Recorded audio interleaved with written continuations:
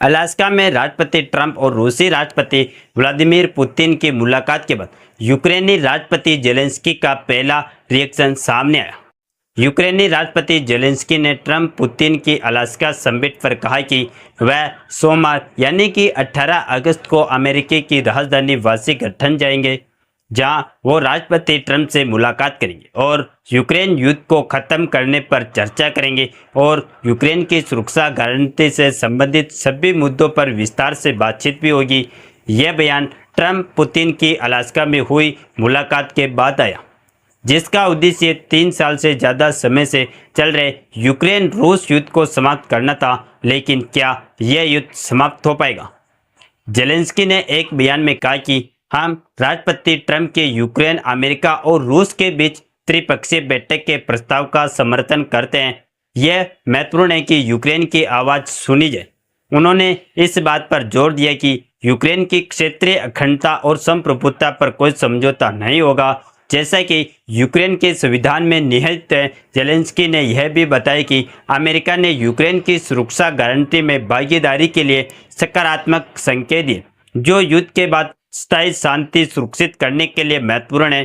Zelensky ने यह ऐलान अमेरिकी राष्ट्रपति ट्रंप से टेलीफोन पर बातचीत करने के बाद किया। यह भी बता देना चाहिए कि ट्रंप और पुतिन के बीच अलास्का में हुई मीटिंग के करीब 3 घंटे तक यह मीटिंग चलती है। कहा जा रहा है कि लंबी बातचीत में कोई ठोस नतीजा नहीं निकल पाया। यूक्रेन युद्ध को खत्म करने पर बात नहीं बनी। इसी बड़ी मुलाकात पर दुनिया भर के देशों की नजरें टिकी हुई थी। उम्मीद थी कि बातचीत के बाद ट्रेड से लेकर युद्ध तक कुछ अच्छी खबर सुनने को मिल सकती है। हालांकि ऐसा हुआ नहीं। कोई भी बड़ा फैसला नहीं लिया गया। बैठक के बाद ना तो ट्रंप और ना ही पुतिन ने संक्षिप्त टिप्पणी के अलावा पत्रकारों के सवालों का जवाब दिया।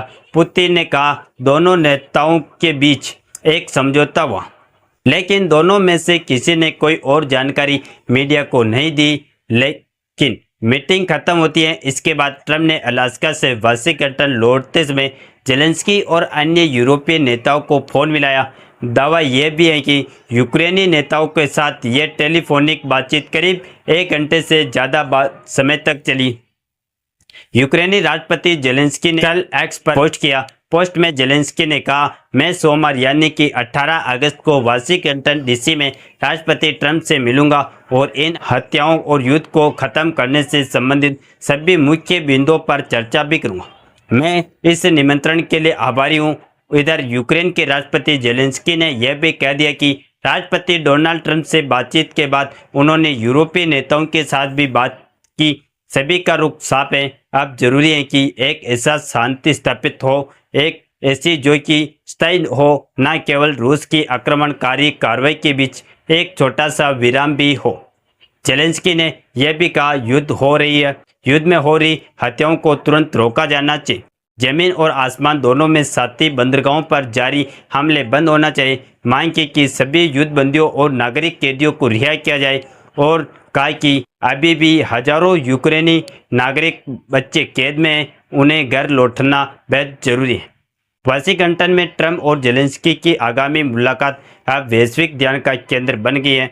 यह देखना बाकी है कि क्या यह त्रिपक्षीय वार्ता यूक्रेन में चल रहे युद्ध को समाप्त कर पाएगी।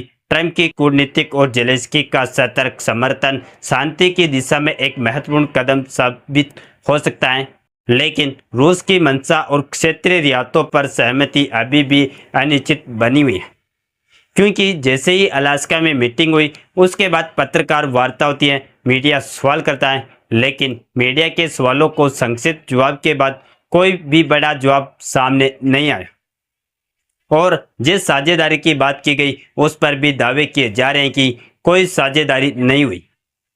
लेकिन यह तो देखने वाली बात होगी आगे क्या कुछ बड़ा अपडेट सामने आते हैं। देश दुनिया की बड़ी खबर आप तक पहुंचाते रहेंगे। फिलहाल के लिए इतना ही। बाकी की अपडेट्स के लिए जुड़े रहे KSR News 24 के साथ।